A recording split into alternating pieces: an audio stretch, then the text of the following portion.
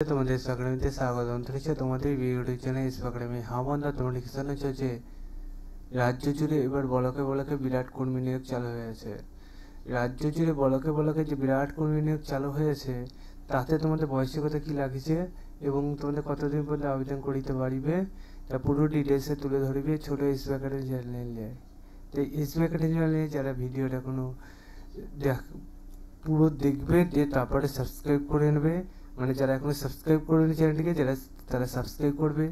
ভিডিওটি বন্ধু বান্ধবদের কাছে প্রচুর শেয়ার করবি, কমেন্ট সেকশনে মতামত জানাবি, ঠিক আছে? চলো শুরু করি মূল বিষয়টি। তোমার এখানে দেখতে হচ্ছে একটা অ্যাপ্লিকেশন ফর্ম দিয়েছে। এই অ্যাপ্লিকেশন ফর্মটি সুন্দরভাবে ফিল আপ করতে হবে। সুন্দরভাবে ফিল আপ করে দেখে পড়ে বুঝে তারপর আবেদনটি করতে হবে, নতএব আবেদনটি করতে পারবে না, ঠিক আছে? একটুখানি ভুল হলে তোমার পুরোপুরি ক্যান্সেল করা হবে। এই যে তোমাদের ফর্মটি, তোমাদের বয়স 64 বছরের মধ্যে বয়স থাকতে হবে। পার মান্থ 12,000 টাকা মানতে হবে, ঠিক আছে? 24/4/2025 মধ্যে তোমাদের এটা করতে হবে। ইন্টারভিউ 8/5/2025 সকাল 1টার সময় হতে চলেছে। রিপোর্টিং টাইম 11:30 থেকে 12টা। মানে তার মধ্যে তোমার সব কিছু কমপ্লিট করে ফেলতে হবে। সিলেকশন প্রসেস এখানে বলেই দিয়েছে, তোমাদের ভাইবার মাধ্যমে নেব সরাসরি। এই রিক্রুটমেন্ট তোমাদের কন্ট্রাকচুয়াল পে তোমাদের মানে তোমাদের ডেলি পার মান্থ 12,000 টাকা মাইনে দেবে 64 বছরের মধ্যে বয়স।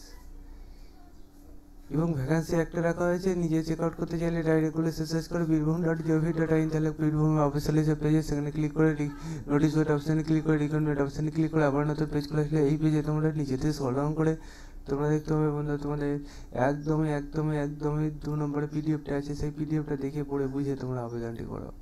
আবেদনের ঠিকানা তোমাদের বলেই দিলাম, এই ঠিকানা থাকলে তোমরা আবেদনটি করতে পারবে।